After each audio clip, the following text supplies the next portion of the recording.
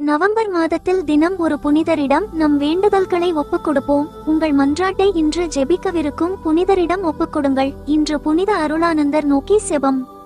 கிறிஸ்துவின் அன்பினால் நிறைந்த புனித அருளானந்தரே, அரண்மனை வாழ்வையும் உலக இன்பங்களையும் உற்றார் உறவினரையும் சொந்த நாட்டையும் துறந்து தொலை நாடாகிய இந்தியாவுக்கு வந்து மரவ நாட்டிலே கிறிஸ்துவின் அரசை நிறுவ எண்ணில்லா துன்ப துயரங்களையும் இன்னல் இடைஞ்சல்களையும் பொருட்படுத்தாது 19 ஆண்டுகளாய் உழைத்து கணக்கற்ற ஆன்மாக்களை திருமந்தையில் சேர்த்த ஒப்பற்ற வீரரே, உமது குருதியால் புனிதமாக்கப்பட்ட தமிழ்நாட்டின் மக்களாகிய எங்கள் மீது உம் கருணை கண்களை திருப்பியருளும்.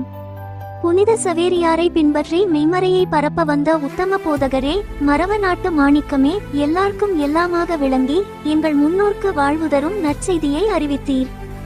சோர்வின்றி நல்லன செய்யவும் அஞ்சா நெஞ்சத்தோடு ஆபத்துக்களை எதிர்கொள்ளவும் சோதனைகளையும் சாவையும் உறுதியுடன் ஏற்றுக்கொண்டீர்.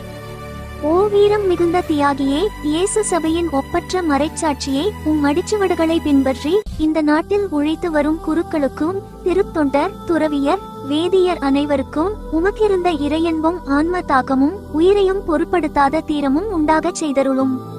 கிறிஸ்துவின் மந்தையைச் சேராத எத்தனையோ இலட்ச ஆடுகள் இந்நாட்டில் உண்டு. அவர்களுக்கெல்லாம் வழிகாட்டி ஒளியேற்ற இன்னும் பல குருக்களை அனுப்பும்படி அறுவடையின் உரிமையாளராகிய ஆண்டவரை மன்றாடியருளும். தவிர துன்பத்தாலும் நோயாலும் வறுமையாலும் நலிந்து வாழும் ஏழை மக்கள் மீதும் இரக்கமாயிரும். அனைவர் நடுவிலும் கிறிஸ்துவின் அன்பும் அமைதியும் நிலைத்து நிற்பனவாக.